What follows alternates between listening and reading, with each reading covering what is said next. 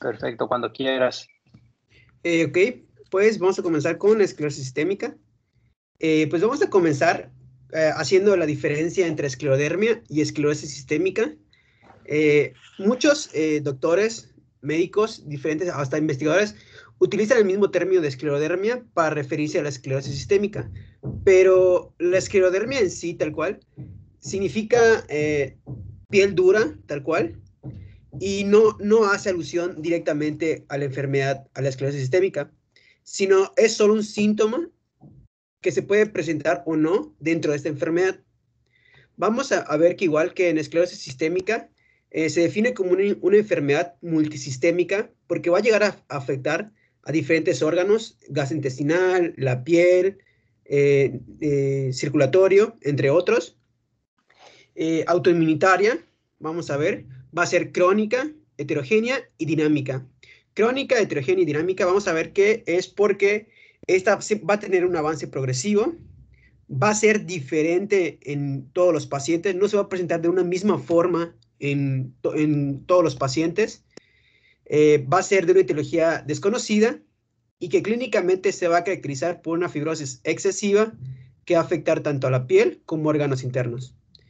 En la parte derecha vamos a ver que como epidemiología no hay mucho tal cual, solo nos dice que llega a afectar a los hombres mayores de 50 años, va a haber una preferencia en las mujeres, generalmente especialmente en edad fértil, como en todas las enfermedades mayormente autoinmunitarias, y va a ser más agresiva tanto en raza negra como en hispánica. En la etiopatogenia, vamos a ver que lo primero que hay que tener en cuenta es que en la mayoría de las enfermedades autoinmunitarias realmente no se sabe qué agente lo provoca. Sin embargo, diferentes autores van a proponer que hay diferentes factores, tanto hereditarios, ambientales e inmunológicos, que pueden ayudar a desarrollarla. En los factores genéticos, vamos a ver que la presencia de casos familiares y la asociación con diferentes haplotipos del sistema HLA, que son antígenos leucocitarios humanos, que estas van a ser proteínas que van a ayudar a la diferenciación del sistema inmune entre las propias células y las sustancias extrañas. En factores ambientales, vamos a ver que la exposición de cloruro de polivinilo, hidrocarburos, resinas de epoxi, blomicina, pentamocina e implantes de silicona, que esto fue algo que me llamó la atención bastante, porque vi que el ponerse implantes de silicona de mama aumenta hasta 1.6 veces más la probabilidad de que te llegue a dar esta enfermedad, que es algo que no sabía. Factores inmunológicos, que es la principal alteración que se va a encontrar en el sistema de inmunidad celular. Y continuando con esto, vamos a ver que en la patogenia se van a encontrar por tres procesos fundamentales, que es el daño vascular, previamente endotelial, la alteración inmunológica y las alteraciones del tejido conjuntivo, específicamente en el aumento de la síntesis de colágeno. En la parte izquierda vamos a encontrar un modelo sobre la patogénesis de la esclerosis, comenzando con la lesión tisular provocada por, como ya vimos, por diferentes factores, tanto estímulos ambientales, inmunológicos o ambientales, van a llegar a afectar el endotelio, provocando, haciendo que se dé una mayor expresión de tanto células como sustancias proinflamatorias, como moléculas de adhesión, endotelina 1, quimiosina, entre otros. Esta activación de diferentes sistemas de proinflamación va a generar un daño vascular, por un lado, y por otro lado va a activar el sistema de inflamación. En este proceso de inflamación va a haber una alteración, generalmente en la parte final, que es la resolutiva, donde ya va a haber una reparación, y en esta reparación la alteración es que va a haber una mayor proliferación y diferenciación de los fibroblastos, haciendo que una producción de colágeno y otras proteínas que van a generar una fibrosis, que se va a caracterizar por un engrosamiento y endurecimiento de las áreas afectadas. Vamos a ver que la clasificación se engloban en dos grandes grupos, en la generalizada y en la limitada. En estas dos hay una gran diferencia, que se da que en la generalizada va a haber una afectación tanto en piel como órganos internos, mientras que en la limitada principalmente, la única afectación va a ser en la piel.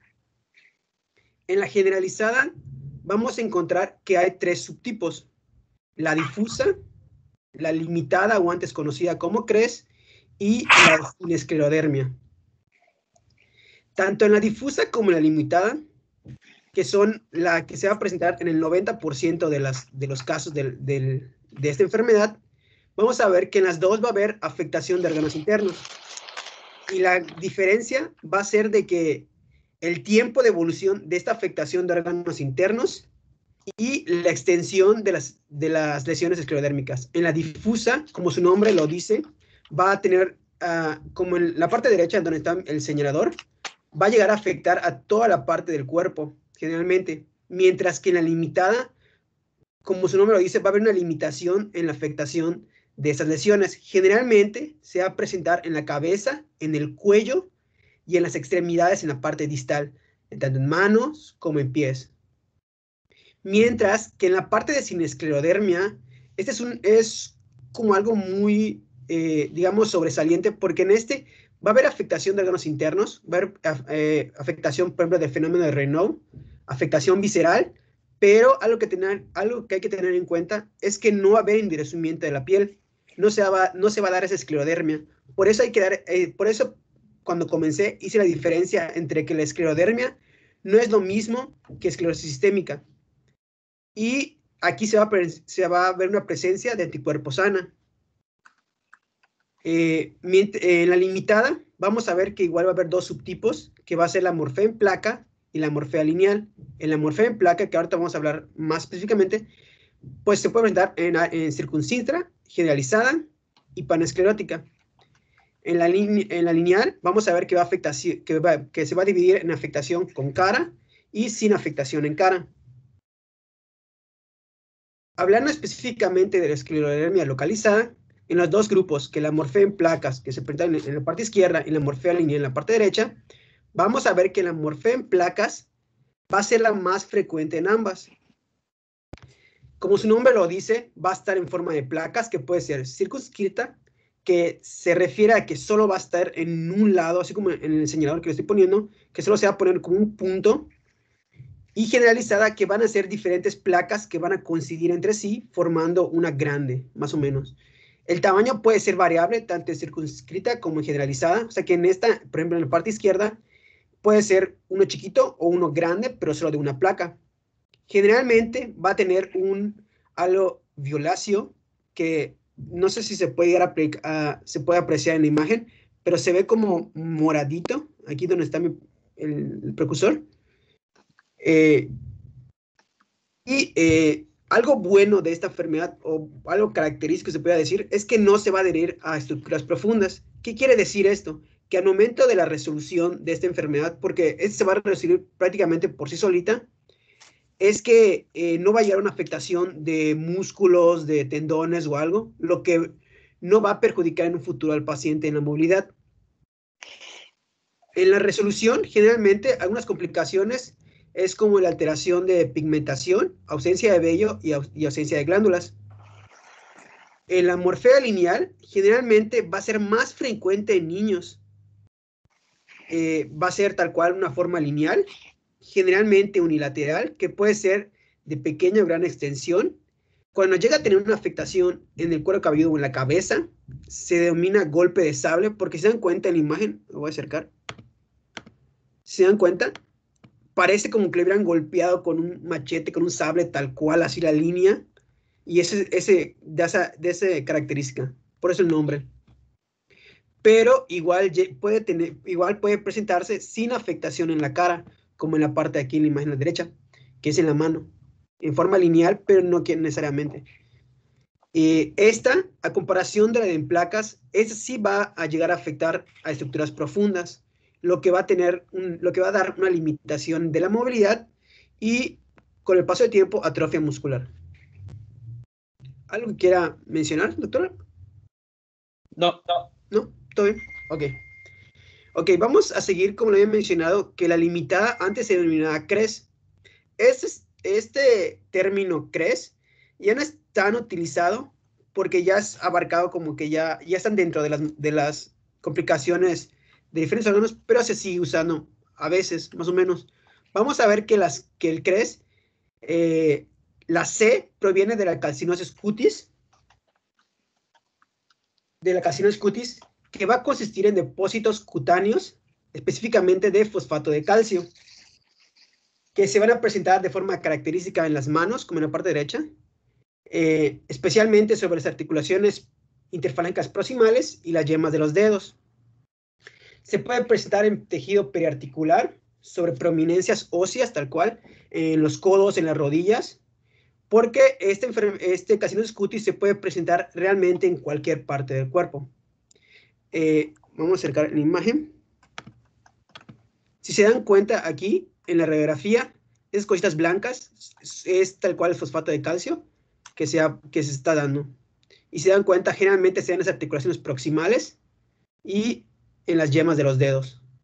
Estas van a ser firmes, generalmente no van a doler, pueden variar desde 1 milímetro hasta varios centímetros y pueden llegar a inflamarse, de hecho abrirse y infectarse y ulcerarse, y van a sacar un material blanquecino.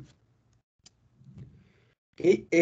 La calcinosis puede persistir durante varios años y el tratamiento que se ha dado a diferentes pacientes no tiene un éxito constante.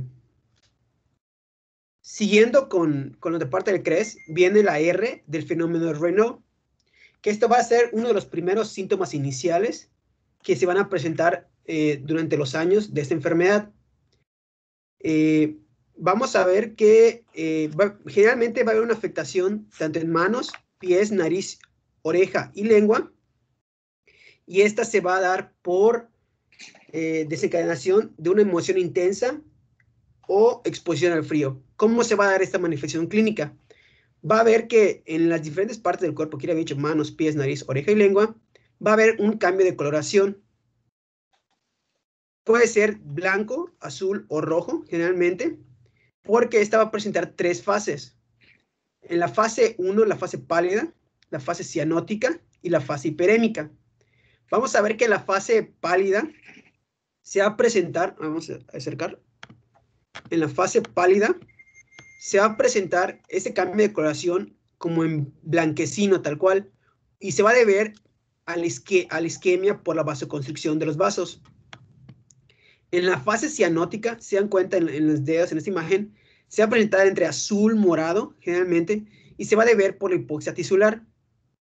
Y en la fase 3, que es la hiperémica, si se dan cuenta, aquí está como rojo, y luego está con piel normal, rojo, piel normal. Es una fase hiperémica de corazón rojo, y se va a deber a la vasodilatación compensatoria de los vasos. Generalmente, en el 92% de los casos, solo se va a presentar la fase pálida.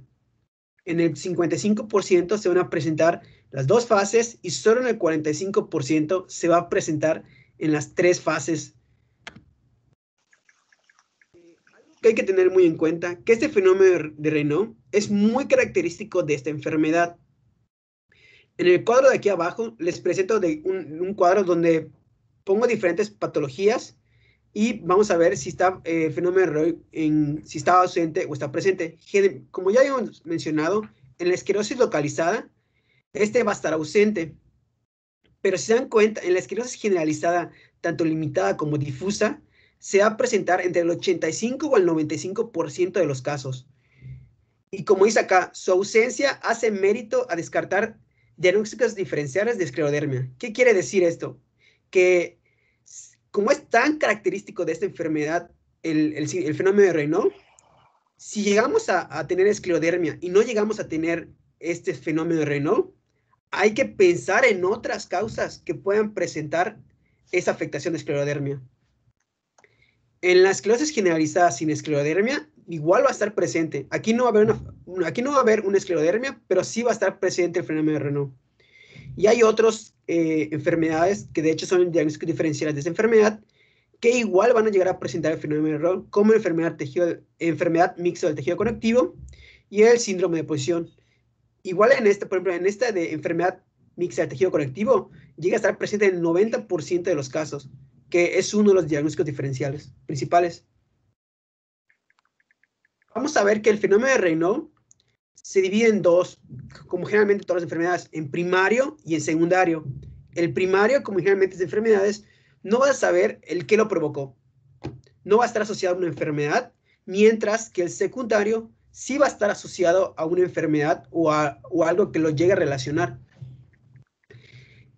Vemos que, como dice en la parte izquierda, el 65% del fenómeno de Raynaud secundario va a ser debido a la esclerosis sistémica.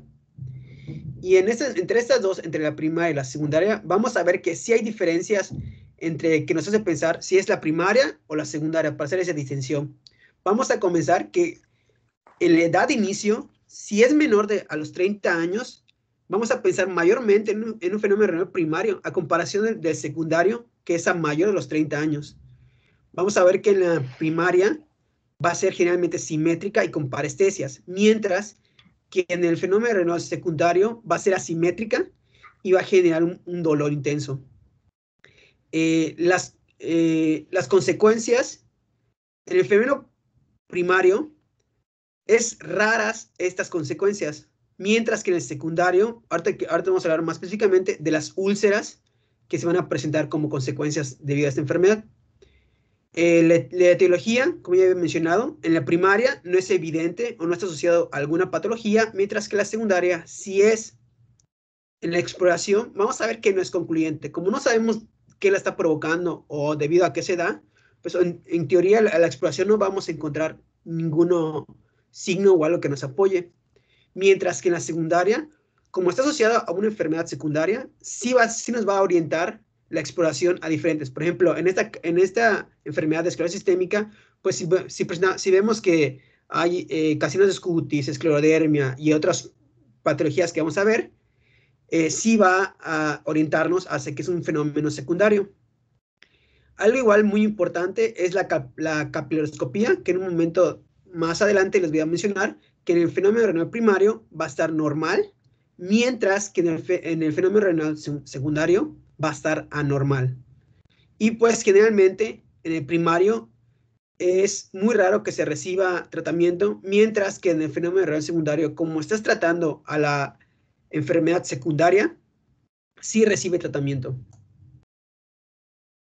Esta es una complicación del fenómeno de Raynaud que son debido a los microinfartos en los dedos por la isquemia que se llega a dar en los dedos o en las extremidades o en la piel o órgano donde se llega a afectar por ya habíamos dicho, la vasoconstricción, haciendo que se generen úlceras, generalmente antes o se sigue diciendo, pero se relaciona como con mordeduras de rata, por si se dan cuenta en la imagen. Y pues la consecuencia de las úlceras, si lo dejas evolucionar, pueden llegar a tener necrosis en los dedos y con ello una amputación. Siguiendo con el CRES, vamos a ver que la E viene de dismotilidad esofágica y se va a deber a que va a presentar una aperistasis o hipomotilidad en los 2/3 inferiores del esófago. Igual va a estar acompañado de una hipotensión del esfínter esofágico inferior que va a presentar pirosis y o disfagia. En la imagen aquí en la que señaló con mi profesor es prácticamente mostrando la peristasis, que es la que va a ayudar al movimiento del esófago a que el bolo alimenticio baje, pero en este caso, como hay hipomotilidad, pues le va a costar trabajo tragar al paciente. Y mientras que en la parte izquierda, aquí vemos el esfínter esofágico inferior, que este se va prácticamente a cerrar, evitando el paso del ácido estomacal hacia el esófago. Pero en este caso, en la esclerosis sistémica, como va a haber una hipotensión, no va a dar ese cerramiento completo, haciendo que parte del ácido estomacal se cuele y llegue a afectar, a quemar el esófago.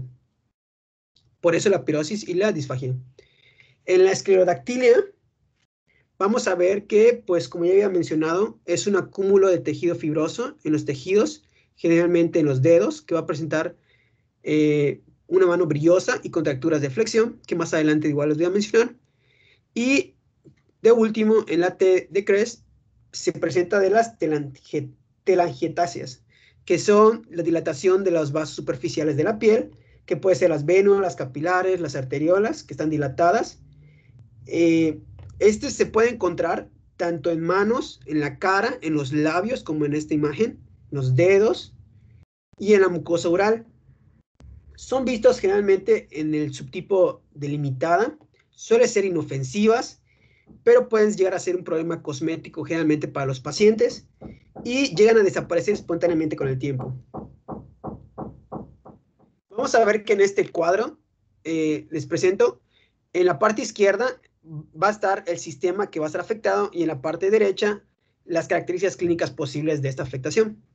Vamos a ver que en el primero, que en el compromiso cutáneo, tal cual, se llega a afectar en el 95% de los casos, siendo la más característica, y va a presentar de 3 fases, que en un momento les voy a hablar, que es la fase edematosa, indurativa y atrófica. Puede presentar hiperpigmentación o hipopigmentación, y va generalmente igual a proporcionar la microstomía, que es el famoso signo en bolsa de tabaco, que en un momento igual les voy a mostrar una imagen. En la parte de la vascularización, como ya vimos, se va a dar la afectación del fenómeno de Raynaud, telangiectasias, y va a haber una disfunción eréctil del 10 al 15% de los casos. En el músculo esquelético, se puede llegar a dar la afectación del síndrome de túnel carpiano. Se puede presentar atralgias, artritis. Vamos a ver que en la enfermedad va a haber una disminución en la movilidad en las articulaciones debido a la fibrosis y adherencias en los tendones, haciendo que estos se engrosen y que provoquen roces y frotes articulares, además de contracturas musculares y que va a provocar una atrofia muscular, provocando una debilidad muscular en las extremidades, tanto generalmente distales, y vamos a encontrar que va a haber igual una calcinosis cutis, que ya antes lo había mencionado. En la parte gastrointestinal, vamos a ver que esto va a ser, digamos, la tercera, perdón, afectación más importante de esta enfermedad. El compromiso cutáneo es el primero, la vasculopatía el segundo y la gastrointestinal el tercero, siendo que en el 75 al 90% de los casos se va a presentar. Vamos a ver que va a abarcar desde la boca hasta la porción más distal del aparato digestivo, que es el ano. En la boca, como ya hemos mencionado, la microstomía, que es la bolsa en tabaco. En el esófago, la dismotilidad esofágica. En el estómago va a haber una sensación de plenitud temprana. Puede haber un sangrado del tubo digestivo alto. Y va a haber un famoso signo que es el watermelon stomach, que es el estómago en sandía, que se va a deber a la dilatación o telangiectasias de venas de la mucosa del estómago. Vamos a ver que en el intestino delgado va a haber una alteración en la motilidad, y debido a esta alteración de la motilidad va a haber una mayor proliferación bacteriana, que a su vez va a haber una deficiente absorción y con ello diarrea. En el intestino grueso, debido a esta alteración de motilidad que se va a presentar tanto en el intestino delgado como en el intestino grueso, se puede presentar una obstrucción o una pseudoobstrucción intestinal. Y en el ano, vamos a ver que se va a presentar una incontinencia. Incontinencia, lo escribí mal, perdón. En el ano no se sabe realmente tal cual, pero varios autores que estuve leyendo lo asocian a que se llega a afectar el nervio sacro, y esto va a generar una incontinencia ahora sí, del paciente. Y otros característicos es la cirrosis biliar primaria, así como de Raynaud, que esto no es muy común. Pero en la parte renal, vamos a ver que se va a presentar una crisis renal esclerodérmica, que en un momento les voy a mencionar aparte. Y en la parte cardíaca, vamos a encontrar que va a haber una pericarditis restrictiva debido a una fibrosis del miocardio, presentando una insuficiencia cardíaca, junto con arritmias, que se va a deber a la fibrosis del sistema de conducción. En particular, va a haber una fibrosis en el nudo sinoauricular. Y en la parte pulmonar, que esta afectación del sistema es la principal causa de muerte, en especial en esta que es el EPID, que es la enfermedad pulmonar intersticial difusa, que en un momento igual les voy a hablar en punto aparte. Se va a presentar igual junto con hipertensión arterial pulmonar, puede ser presentar junto o aislada, y se va a deber al engrosamiento de los tabiques alveolares, que van a provocar una disminución del espacio aéreo, junto con la afectación de vasos sanguíneos pulmonares, que van a llegar a afectar el intercambio gaseoso, contribuyendo a la hipertensión. En este cuadro que les pongo, vamos a ver que en la parte izquierda que las características clínicas que se pueden presentar en esta enfermedad, y en las dos principales, que es el subtipo difuso y limitado, vamos a ver que primero el engrosamiento de la piel, como ya se ha mencionado, se va a presentar del 95 al 100% en ambos casos, tanto el difuso como el limitado, mientras que en las telangiectasias se va a presentar un 80% generalmente en el limitado. La calcinosis igual va a ser predominantemente en el limitado, y el fenómeno de Renault que ya hemos mencionado, de que tanto en el difuso como en el limitado va a ser muy característico, porque si se dan cuenta, va a ser del 85 al 95% en ambos casos. Las artralgias y artritis va a ser 80% más, bueno, va a ser 80% en el difuso. Las frotaciones, que ya hemos hablado de los tendones, se va a dar generalmente mayormente en el difuso. La hipomotilidad esofágica, que igual ya les había mencionado que la parte gastrointestinal va a ser uno de los más importantes, va a ser una de las afectaciones más características de la enfermedad, igualmente, que va a ser en el 75%, tanto en el difuso como en el limitado. La fibrosis pulmonar se va a presentar generalmente más en el difuso, y la insuficiencia cardíaca congestiva y crisis renal se va a dar más igual en la parte difusa. Esta es la que yo me refería con la famosa bolsa de tabaco, o signo de bolsa de tabaco, que se dan cuenta es una disminución en la apertura de la boca y marcación sería de los labios, se puede decir, de la fibrosis de la piel, presentando así la característica. Y en la de estómago de sandía, esa dilatación de las venas que se dan cuenta aquí, no estoy mencionando, da esta forma característica en forma de sandía. En las fases cutáneas, doctor, ¿quiere mencionar algo? No, está bien. Ok. En las fases cutáneas vamos a ver que está conformada por 3 etapas: la etapa temprana, la fibrótica y la tardía. En la temprana generalmente es caracterizada igual con otro nombre, que es edematosa. ¿Por qué? Porque es donde se va a comenzar el proceso inflamatorio cutáneo, y se va a caracterizar por presentar edema, eritema, y esos dos más característicos, el dolor y el prurito. Igual es denominada las puffy fingers, que se dan cuenta es como dedos hinchados, que vamos a ver acercado, que se dan cuenta está como hinchadito los dedos, presentando edema. De hecho el anillo, se dan cuenta, le queda apretado en esta imagen. En la fase fibrótica es donde ya va a haber una progresión hacia la fibrosis cutánea, y generalmente las manos van a presentar una resequedad, una piel más tensa, se dan cuenta, endurecida y como brillosa por la acumulación de fibrosis. En la fase tardía vamos a ver que ya es una fibrosis hacia la remisión, y generalmente se va a presentar una atrofia cutánea y contracturas cutáneas que ya he mencionado. Y generalmente estuve leyendo que en las personas de raza afroamericana se da una hipopigmentación en los diferentes sitios donde había esta afectación. Okay. Y vamos a hablar con las manifestaciones respiratorias. En las manifestaciones respiratorias, como ya he mencionado, vamos a encontrar 2 grandes afectaciones, que va a ser la hipertensión arterial pulmonar y la enfermedad pulmonar intersticial. Es muy importante que a todos los pacientes que lleguen a ser diagnosticados con esclerosis sistémica, se les debe pedir un ecocardiograma y una tomografía de tórax. Aún así, de que no lleguen a presentar los síntomas de una afectación en el sistema respiratorio. ¿Por qué? Porque estas enfermedades llegan a ser como, digamos, silenciosas y los pacientes no llegan a referir como una molestia o algo que les llegue a preocupar en la afectación del sistema respiratorio. En la actualidad, esa es la principal causa de muerte por la EPI, que es la enfermedad pulmonar intersticial. Y el síntoma más común que se puede presentar es la disnea de esfuerzo. Pero no, como les decía, igual puede ser asintomática completamente. Se puede acompañar de tos no productiva y algunos característicos son los estertores basales a modo de crujidos.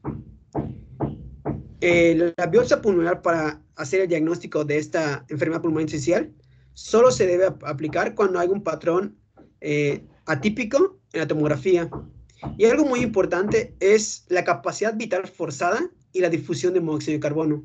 Estas dos van a estar alteradas en estas dos manifestaciones, tanto en la EPI como en la hipertensión arterial pulmonar. Pero ¿dónde se va a presentar más cada una? Vamos a ver que la enfermedad pulmonar intersticial se va a presentar generalmente o va a tener mayor prevalencia en el subtipo difuso, donde haya anticuerpos SCL70 positivos, el ANA igual positivo, o el antígeno THTO positivo.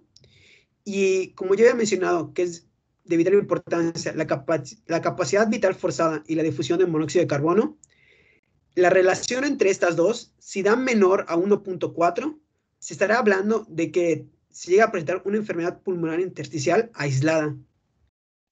Mientras que en la hipertensión arterial pulmonar vamos a ver que se va a presentar generalmente en el subtipo limitado, donde el fenómeno de Renault lleva más de 8 años.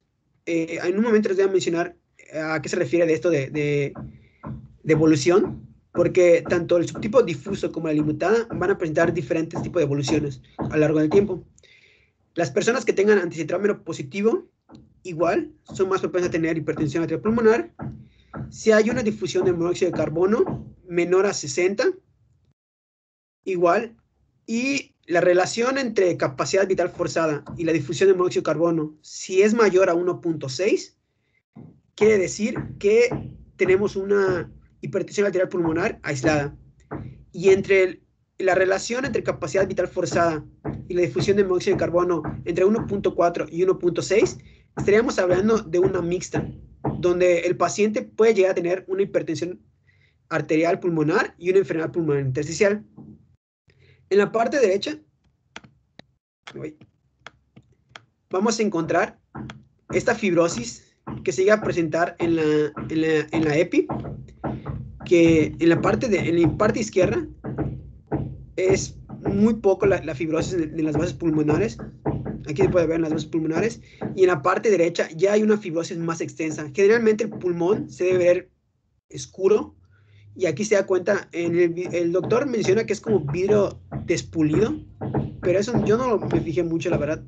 Pero sí se ve el cambio. ¿Algo quieran mencionar, doctor? ¿Puedes regresar a la imagen, por favor? Sí.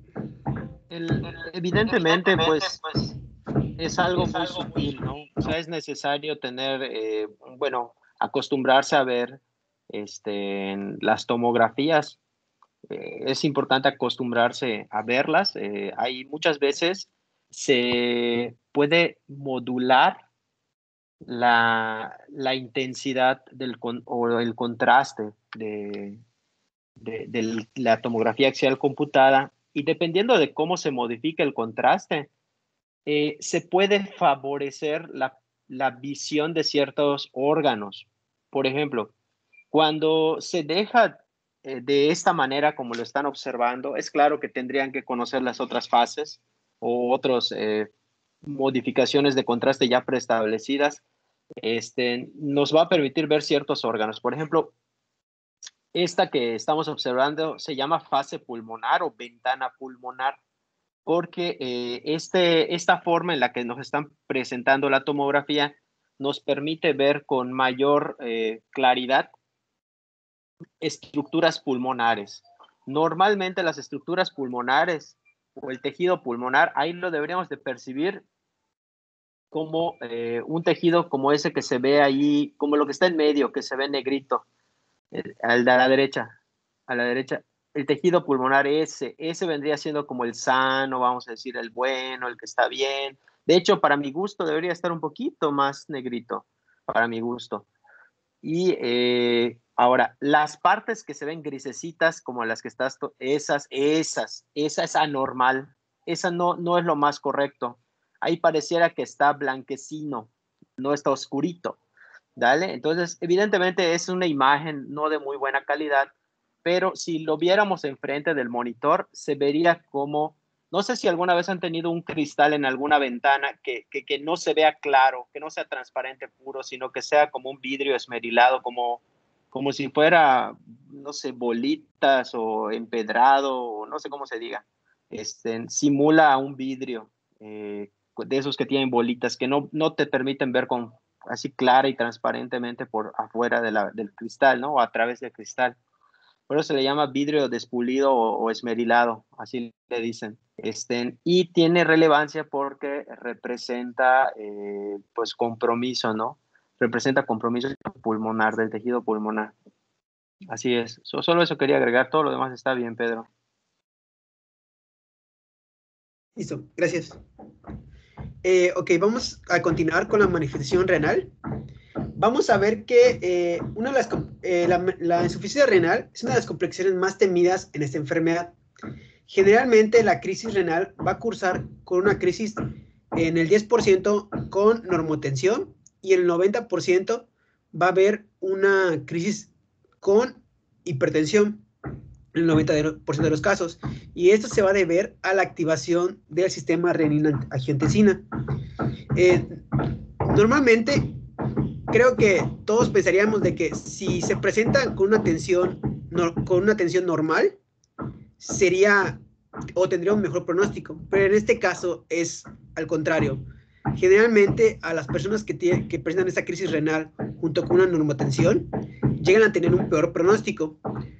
¿Y por qué se debe a esto? Porque generalmente los pacientes que llegan a tener esta crisis renal junto con una hipertensión reciben tratamiento. A cambio, las normotensivas no. Esta crisis renal llega a tener una mortalidad a 5 años del 30 al 50% de los pacientes. Y en un 40 al 50% de los casos va a requerir una diálisis. Esta va a tener una evolución rápida y progresiva. Como ya hemos visto, generalmente va a presentar con una hipertensión. ¿A qué se ve una hipertensión? A una presión arterial sistólica arriba de 140 o diastólica mayor a 90, o generalmente un aumento de 30 de la basal, tanto en sistólica como diastólica. Y la crisis renal generalmente se va a presentar como una insuficiencia renal tal cual, donde va a haber un aumento de creatinina, una proteinura, una hematuria, trombopenia o hemólisis, tal cual. ¿En quiénes van a tener mayor riesgo de presentar esta crisis renal? Generalmente se va a dar en esclerodermias del subtipo difuso, donde haya una progresión rápida de la enfermedad menor a un año, donde haya presencia de roces de fricción en los tendones, quienes usen esteroides, generalmente prednisona mayor a 20 miligramos por día o uso prolongado de dosis bajas, y los que lleguen a tener los antígenos RNA polimerasa 3 positivo. A esto me refería con la parte de evolución, que es diferente tanto la limitada como la difusa. Si se dan cuenta, en la parte en la limitada, se pueden presentar casi 5 años, como aquí, o bastante tiempo, para que después de la presentación del signo de Raynaud, se empiezan a afectar los órganos internos. Mientras que en la difusa, desde el mes 1 hasta, aquí es el mes 1 hasta un año, se puede llegar tanto a la afectación del signo de Raynaud como afectación de órganos internos. Por eso la difusa es más agresiva. Aquí en este cuadro me gustó porque hace la diferenciación entre la limitada y la difusa. Como ya lo había mencionado, la limitada va a ser un 90% de progresión lenta, mientras que en la difusa va a ser 100% más rápida. En la afectación de la piel va a ser En la limitada, como ya había mencionado igual, solo la afectación de la cara y de extremidades, mientras que en la difusa va a abarcar completamente todo, prácticamente. El signo de Raynaud va a estar presente en ambos, pero pues la limitada va a ser más lenta esta aparición, mientras que en la difusa va a ser más rápido. Igual en el cuadro clínico. Y algo aquí que sí es de ver es que, por ejemplo, en la limitada, generalmente va a haber, principalmente en la parte pulmonar, se va a deber a una afectación por hipertensión pulmonar. Mientras que en la difusa, la primera afectación pulmonar va a ser la enfermedad pulmonar intersticial. En la crisis renal, en la limitada, va a ser muy poco, solo el 5%, mientras que en la difusa llega a afectar hasta el 15%. Y algo muy importante igual es de que los anticuerpos en la parte limitada generalmente se va a presentar un anticentrómero, mientras que en la difusa va a haber un antígeno SLC70 positivo. Y el pronóstico de la limitada, digamos que va a ser un poco mejor a la difusa. Sin embargo, en ambas sigue siendo un pronóstico, digamos, malo en términos generales. Para el diagnóstico, vamos a ver que va a ser conformado por tanto clínico como pruebas de laboratorio, que va a ser, que ahora te voy a mencionar varias, y criterios diagnósticos. El 95% de los pacientes van a presentar anticuerpos antinucleares, los ANA. Generalmente, en la mayoría de las enfermedades autoinmunitarias se van a presentar, y va a haber algunos anticuerpos específicos que se van a asociar a diferentes enfermedades. Por ejemplo, la antipoisomerasa 1 o anti-SLC70 generalmente se va a presentar en el subtipo difuso y se va a asociar con la enfermedad pulmonar intersticial y las manifestaciones cardíacas, y rara vez va a estar una crisis renal. Mientras que las personas que tienen un positivo anticentrómero, esto generalmente se va a deber a en el subtipo difuso, en el subtipo limitado, del 40 al 80%, y mientras que solo al 2 a 5% se va a presentar en la parte difusa. Y este anticentrómero se va a asociar mayormente a la hipertensión arterial pulmonar, y rara vez se va a cruzar con la enfermedad pulmonar intersticial o la crisis renal. Mientras que la anti-ARN polimerasa, sobre todo la 3, va a llegar a una afectación en el subtipo difuso y va a aumentar el riesgo de la crisis renal. Va a haber otros anticuerpos, como el TO, que va a presentar más afectación pulmonar en las formas limitadas. El PMSL, que se va a dar en los síndromes de superposición con miositisis, o el antifibrilarina, que es muy específico para esclerosis sistémica. Y otro digamos, laboratorio que se puede presentar es la capiloscopía perigüinal, que esta técnica es una técnica no invasiva y que se va a hacer el estudio en la parte del lecho ungual del dedo, generalmente del dedo de la mano, y nos va a ayudar para la diferenciación entre el Raynaud primario y el secundario. En la limitada se va a ver una dilatación de las asas y megacapilares, que se va a dar en las etapas temprana y activa, que ahora te voy a mencionar, y en la difusa se va a presentar los megacapilares y va a haber áreas avasculares en la fase tardía. Vamos a ver, ahora te voy a mencionar, que vamos a ver, vamos a acercar. Esta es la capiloscopía. Si lo pueden ver, esa es la izquierda superior, es la parte normal. En esta va a ser la etapa temprana, en esta va a ser la etapa activa y en esta va a ser la etapa tardía.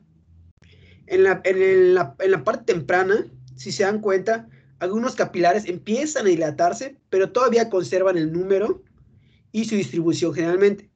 Mientras que en la parte activa, en la fase activa, los capilares ya hay una mayor dilatación de estas, con algunas microhemorragias, si se dan cuenta. Y aparte hay una disminución en el número de los capilares en comparación de estas dos, de que están arriba. Y al igual que se va a empezar a presentar una desorganización de la arquitectura capilar, o sea, empiezan a perder su forma. Mientras que en el patrón tardío, si se dan cuenta, ya hay una grave pérdida de las áreas vasculares, ya se va a presentar áreas avasculares, ya no va a haber capilares tal cual, y ya están completamente desorganizados. Generalmente en esta, la limitada, se va a presentar, se va a quedar hasta la parte activa, no hace dilatación, mientras que la difusa va a llegar hasta la etapa tardía. Y se va a denominar pleisclerodermia a la asociación entre fenómenos de Raynaud, la capiloscopía patológica y la presencia de ANA sin ninguna otra asociación clínica.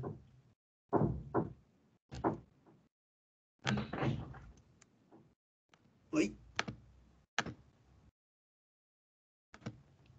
Ok, ahora los criterios diagnósticos. Estos criterios vienen de la asociación de ACR-EUALAR, que nos dice de que nos da este cuadro donde en la parte izquierda nos da diferentes manifestaciones clínicas y cada manifestación clínica va a recibir una puntuación. Los criterios que nos da esta clasificación nos dice que el paciente que tenga una puntuación arriba de 9 puntos o superior, como dicen, va a estar clasificada como una esclerosis sistémica.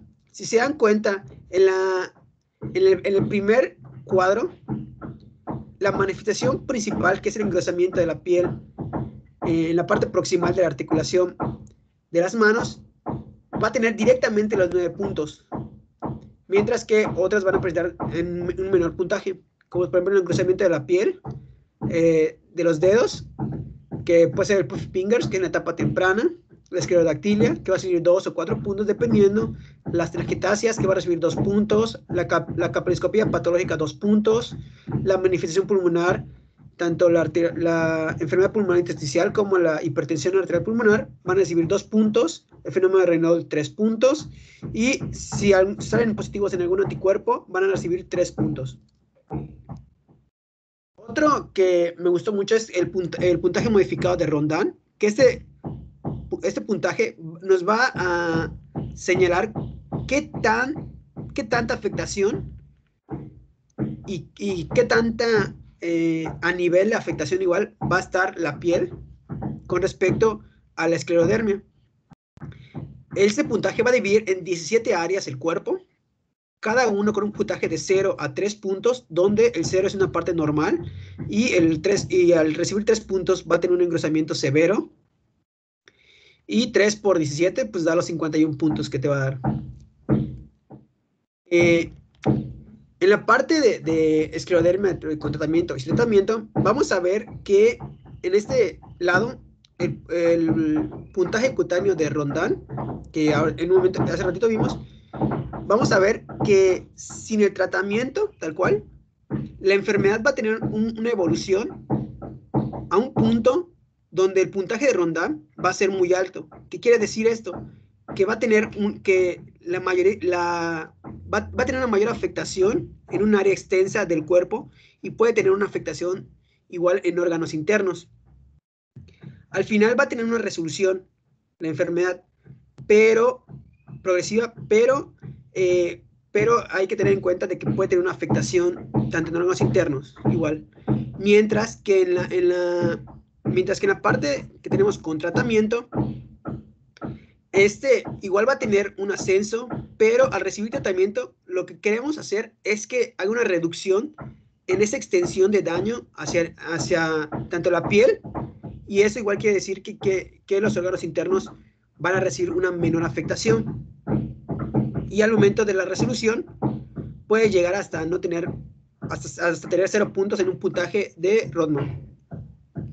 Vamos a ver que el diagnóstico diferencial principalmente se va a deber a 3 enfermedades, que es la enfermedad de tejido conectivo mixto, al esclerodema y el escleromixedema. El principal que debemos tener en cuenta es la enfermedad de tejido conectivo mixto, que si se dan cuenta, tiene exactamente casi los mismos, el mismo cuadro clínico que la esclerosis sistémica. La única diferencia tal cual es la presencia de anticuerpos anti-RNP. Es así, tal cual, cuadro clínico, solo mediante el diagnóstico se va a hacer por esos anticuerpos. Y en el tratamiento, En sí, no hay un tratamiento específico para esta enfermedad y su objetivo principal va a ser aliviar los síntomas y disminuir la disfunción orgánica y la progresión de la enfermedad. En este cuadro me gustó porque se divide por cada afectación que llegas a tener en un tratamiento. Por ejemplo, si llegas a llegar a la afectación del reflujo gastroesofágico, le das inhibidores de la bomba de protones. Si tiene enfermedad de Raynaud, le puede dar bloqueadores de canales de calcio. Si llega a tener afectación, por ejemplo, de crisis renal esclerodérmica, le llegas a dar IECAS. En la afectación articular o musculoesquelética, les puedes dar AINES. Si tienen misitosis esteroide, junto con metoxato. En la afectación intestinal, que ya hemos visto que puede presentar alteración en la motilidad. Y proliferación bacteriana, pues le das procinéticos y antibióticos. Y aquí en la derecha les pongo un cuadro que se pueden leer un poco más adelante, de que estos son los estudios que se aconsejan que se deben hacer a los pacientes como un preventivo para evitar las complicaciones que se puedan llegar con alguna afectación de un sistema. Y pues el pronóstico realmente es malo, se puede decir, porque solo el 10, porque como ya hemos visto, esta enfermedad es autoinmunitaria y va a deberse a muchos factores que llegan a afectar tanto órganos internos como la piel. Y, ¿cómo se podría decir? Le estuve leyendo y no van a tener una supervivencia mayor a 10 años, en el mejor de los casos. Y pues yo creo que es todo. Doctor, ¿me escucha? Sí, sí te escucho. No sé si quiere agregar algo antes del cuadro clínico. Negativo. ¿Estoy? Ok. Bueno, pues el caso clínico, aquí les presento, se los voy a leer y les quiera participar, por favor, que hable. Que el caso clínico es mujer de 53 años, que padece desde hace 20 años un cuadro no diagnosticado caracterizado por episodios de dolor en las manos, cambios de coloración y aparición de lesiones ulceradas, recidivantes en pulpejo de los dedos. 2 meses antes, su TA, su tensión arterial, era de 110/80, consulta por oliguria, colorina de aspecto normal en los días previos y tensión arterial de 190/130. Niega ingesta previa de fármacos y se observa junto a secuelas de lesiones referidas en dedos, hinchazón en las manos y cierto endurecimiento cutáneo en brazos y antebrazos. De estas 4, ¿cuál sería el diagnóstico más probable y cuál sería el tratamiento? ¿El que quiera? ¿Me escuchaste? Sí, sí te escucho. Todas las características de la paciente, yo pensaría que es la crisis renal de la esclerodermia, y si fuera el caso, pues daría un tratamiento con IECAS. Sí, eso es la respuesta correcta. Y pues no olvidar de que, pues como es una enfermedad de diferentes órganos, que aparte de los IECAS, habría que ver si tiene alguna otra afectación. Y creo que sería todo mi parte, doctor. No sé si quiere agregar algo más.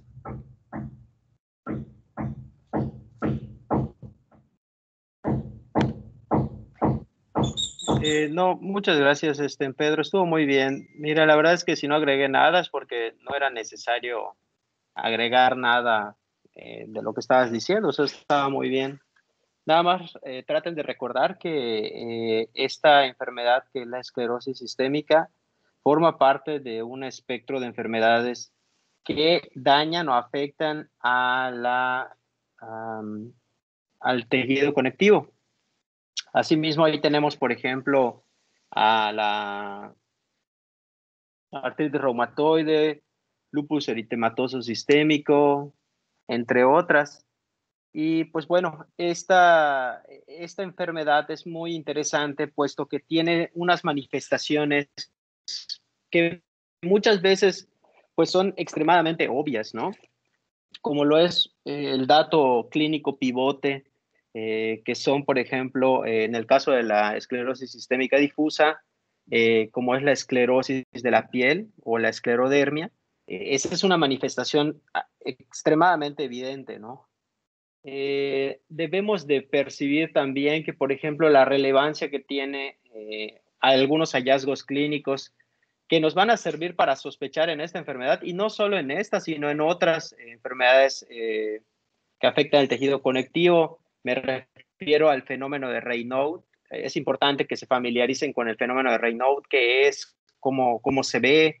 También es importante que se familiaricen con a preguntar a los pacientes acerca de lesiones por fotosensibilidad, úlceras, dolores articulares. Ese tipo de manifestaciones pueden hacernos pensar en una enfermedad reumatológica o autoinmune que afecta el tejido conectivo. Las alteraciones vasculares también nos deben de hacer pensar o a querer descartar enfermedades autoinmunes. Eh, esta patología, es importante porque necesitamos sí o sí tener manifestaciones, tenemos que tener manifestaciones cutáneas en la mayoría de los casos para clasificar la enfermedad, ¿sí? Como difusa o localizada. Y necesitamos tener esas lesiones. Asociado a esto, podemos presentar otras manifestaciones clínicas que forman parte del puntaje para clasificar la enfermedad, asociado a la presencia de los anticuerpos, ¿no? Los anticuerpos son un montón, pero deben de reconocer los más importantes, como el anti-SCL70, también el anticentrómero, como los principales. Y vean que, por ejemplo, cuando ya tenemos el diagnóstico de estas enfermedades, podemos solicitar otros anticuerpos. Eso generalmente no sucede en medicina general. Se hace habitualmente a nivel de la consulta de medicina interna o a nivel de la consulta de reumatología, que se solicitan, por ejemplo, otros anticuerpos para indagar riesgos de complicaciones o asociación de la esclerosis sistémica con otras situaciones, como por ejemplo lo son algunos cánceres o simplemente complicaciones, ¿no? Por ejemplo, tener complicaciones como neumopatías intersticiales, miocardiopatías, etcétera, etcétera. Es una enfermedad progresiva, es una enfermedad que si no se detecta a tiempo puede tener mucha repercusión en el paciente, en su calidad de vida. Como pueden observar, pues muchos de estos pacientes sin ningún tratamiento van a fallecer. Obviamente, mientras más temprano tengamos la sospecha diagnóstica, más podemos impactar en el tratamiento. Por ejemplo, lo que mencionaba Pedro, ¿no? Que si detectamos a tiempo la enfermedad, pues podemos proporcionar fármacos que puedan enlentecer la progresión de la enfermedad. De ninguna manera curar, de ninguna manera detener, pero sí enlentecer. Sí, es muy importante que el paciente tenga un apoyo integral multidisciplinario, donde se le dé un apoyo psicológico, nutricional también, y evidentemente pues un seguimiento médico pues adecuado, ¿no? Muchas veces estos pacientes requieren estar siendo seguidos por el médico general, el médico internista, el médico reumatólogo. El médico general y el médico internista deben de hacer un seguimiento de sus laboratorios y de su evolución clínica. Periódicamente se deben de hacer estudios de pruebas de función hepática, de química sanguínea, ¿sí? Y se pueden hacer estudios especiales según la necesidad, ¿no? Como por ejemplo lo que habíamos comentado, todo paciente con el recién diagnóstico de esclerosis sistémica debe de tener, aunque sea en la primera vez para que tengamos un basal, un ecocardiograma transtorácico, debe de tener también una prueba de función respiratoria, en este caso espirometría, y se pueden solicitar nuevamente en caso de que se considere necesario, ¿no? Que el paciente presente disnea, datos de falla cardíaca, tos, entre otros datos que sugieran o apoyen falla cardíaca o hipertensión arterial pulmonar, neumopatía intersticial, etcétera, etcétera. ¿Qué otra cosa? A ver, el concepto estuvo muy bien. La fisiopatología estuvo muy bien explicada, el cuadro clínico estuvo muy bien explicado, el diagnóstico igual estuvo muy bien explicado, el tratamiento está bien, no es necesario que se memoricen nada de dosis ni nada de eso, o sea, solo cuáles son las complicaciones o lo que se puede tratar en el paciente con esclerosis sistémica, la clasificación de la esclerosis sistémica, los anticuerpos en la esclerosis sistémica, y nada más. O sea, es una patología que tiene mucha complejidad. Yo sé que a manera de a forma académica y educativa, pues parece más sencillo de lo que realmente es cuando la tenemos enfrente. Los pacientes se forma muy heterogénea, no sienten esas manifestaciones cutáneas, sobre todo si está empezando la enfermedad, no es muy evidente. Incluso aunque ya tenga la esclerosis en la piel, a veces los médicos, si no estás entrenado, no lo pasas por alto. Lo ves, pero lo pasas por alto. Tenemos como que la mala maña de pensar que es normal o no, y a veces vemos algo que nos llama la atención y no indagamos. Yo les invito que si algo perciben en el paciente, pues indaguen, pregunten, le soliciten permiso para revisar al paciente, tocar su piel, ¿sí? Para ver si no está esclerótica, pérdida de la turgencia de la piel, entre otras cosas. Estos pacientes, la verdad es de que tienden a tener problemas psicológicos importantes, ¿no? Porque conforme avanza la enfermedad, se modifica muchas veces su aspecto y pues sí se afecta un poco o bastante su calidad de vida, ¿no? Eh, Estuvo muy bien, Pedro, te felicito. Fue muy buena revisión. Desde que me mostraste los avances de tu diapositiva, te había comentado que estaba muy bien. Me dio gusto que hayas revisado, además de mi video, pues algunas otras bibliografías. Me parece que lo hiciste muy bien. Te felicito mucho. Sigue así. Trata de hacerlo con todos los temas. Te va a ir muy bien. Te va a ir muy bien si lo haces de esta manera. ¿Cómo te sentiste, Pedro, cuando revisaste este tema? ¿Cómo viste el tema? ¿Te gustó? ¿Lo comprendiste? ¿Te costó mucho trabajo? ¿Qué Sí, piensas? al principio sí me costó trabajo, pero sí como en que lo iba leyendo un poco más, porque como usted dice, leí de varias bibliografías, en que estuve leyendo de varias bibliografías, pues yo iba entendiendo un poquito más, agarrando más o menos de que por aquí y por allá, y pues sí, me gustó, estaba bastante Interesante. entretenido. Así es, chicos. No sé si tengan alguna pregunta acerca de esclerosis o alguna duda, alguna pregunta, algo que quieran saber, o si no, pasamos de una vez al siguiente tema.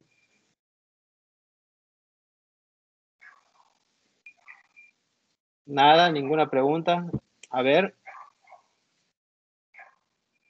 Edgar. Yo, sí, esto es a ver, tengo una duda. El signo de Raynaud, cuando a usted le llega un paciente y presenta el signo de Raynaud, ¿a qué enfermedad, patología dirige principalmente para ver qué tiene ese paciente? Ya directamente va a pensar en esclerodermia, por ejemplo. En realidad pienso que puede ser causado por una enfermedad autoinmune del tejido conectivo. Entonces, las primeras que tengo que considerar son esclerosis sistémica, lupus, Sjögren, son las enfermedades mixtas del tejido conectivo. Son las que yo pienso que tengo que descartar. Como están empezando con el apartado de reuma, todavía no tienen esa visión, pero pues a manera muy grosso, hago preguntas relacionadas con lupus, que es el prototipo junto con enfermedad autoinmune, entonces hago preguntas relacionadas al lupus y pido anticuerpos antinucleares ANA, que son altamente sensibles para enfermedades autoinmunes, y hago preguntas como las que les voy a decir así rápido, ¿no? Dolores articulares, rigidez cuando se despierta por la mañana, úlceras en la boca, nariz, vagina o mucosa, alteraciones en la secreción de lágrimas o saliva, caída de cabello muy profusa, intensa, más que lo habitual, lesiones cutáneas o manchitas cuando sale al sol, inmediatamente, no inmediatamente, a los 30 minutos de que sale al sol.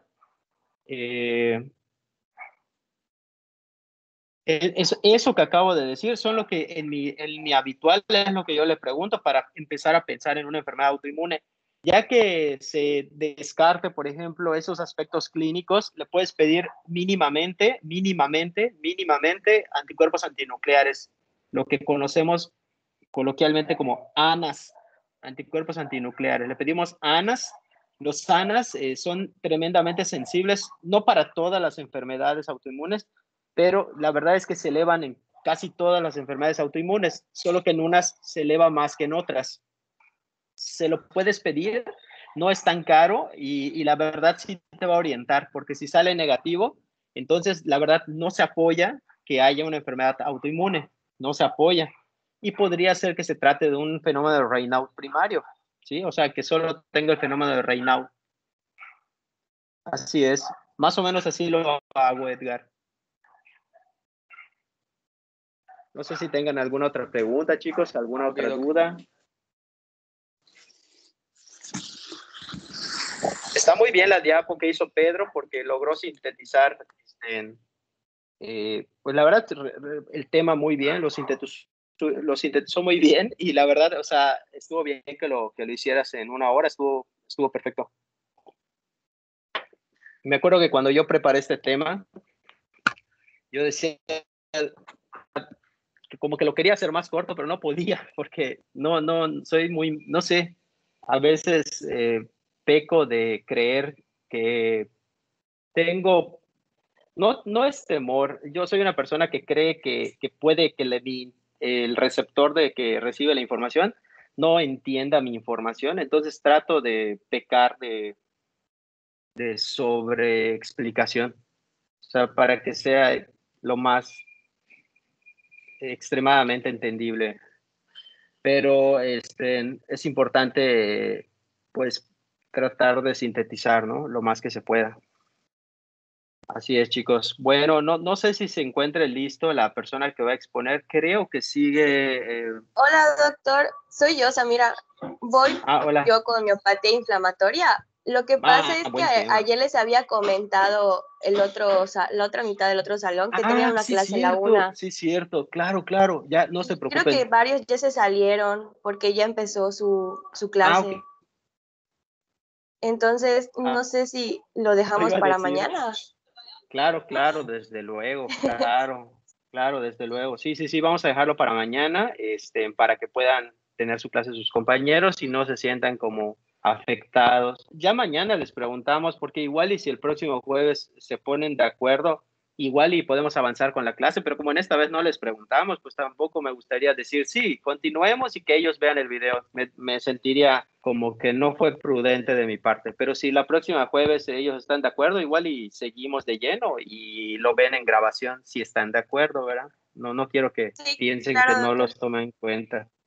Claro, bueno, pues un verdadero gusto, chicos, en saludarlos, repasen los temas, échele ganas, o sea, ya casi está la recta final, a la buena esquina, finalizar medicina interna, y la verdad tienen que terminar así duros, tienen que terminar densos en los temas de medicina interna. Ya se los he dicho muchas veces, o sea, cuando ustedes estén en el hospital se tiene que sentir su ki, se tiene que sentir su nivel de pelea, su presencia, sus chakras, o sea, tienen que activar sus chakras y todo, ¿no? Utilizar todos los jutsus para que se sienta que son buenos estudiantes, ¿no? Buenos estudiantes, buenos prospectos para médicos. Nunca pierdan esa emoción, ese gusto por querer saber. Es normal no querer leer todo el tiempo porque no somos máquinas, somos humanos, ¿no? Pero en la manera de lo traten de desarrollar ese gusto o esa pasión, esa alegría o motivación por querer saber más. Puedes empezar con algo tan sencillo como ¿qué causa la palidez de tegumentos? O ¿por qué sus manos, sus dedos quedan morados? O sea, pueden partir de algo que tú veas, Y lo que debe de nacer de ustedes es querer buscar el porqué de eso. ¿Por qué está elevado su ácido úrico de este paciente? ¿Por qué está elevada la creatinina de este paciente? ¿Por qué está orinando su glucosa? ¿Por qué? Y a raíz de eso van a tener un porqué y van a quererlo buscar, pero deben de desarrollar ese deseo. Cuando ustedes en el futuro sean médicos y tengan a un paciente con ustedes, no tienen que saber toda la medicina. Eso está bien, nadie puede saberlo todo. De golpe nadie puede saberlo todo. Pero si ustedes tienen las bases sólidas de su conocimiento médico y tienen un deseo genuino por querer ayudar a ese paciente, solitos van a buscar la respuesta a lo que probablemente le esté condicionando ese problema a su paciente. Dale, entonces les exhorto a que lo vean de esa manera, ¿no? Que le echen ganas y estudien. A veces cuando hablo con mis colegas, que ya son mis colegas, pues no que más grandes que yo necesariamente, pero siempre se escucha que, es que las generaciones ya cambiaron, no hay actitud. Y la verdad, cuando dicen eso, no, me duele mucho, se siente feo. Y la verdad, a veces me duele mucho más sentir que a veces tienen razón.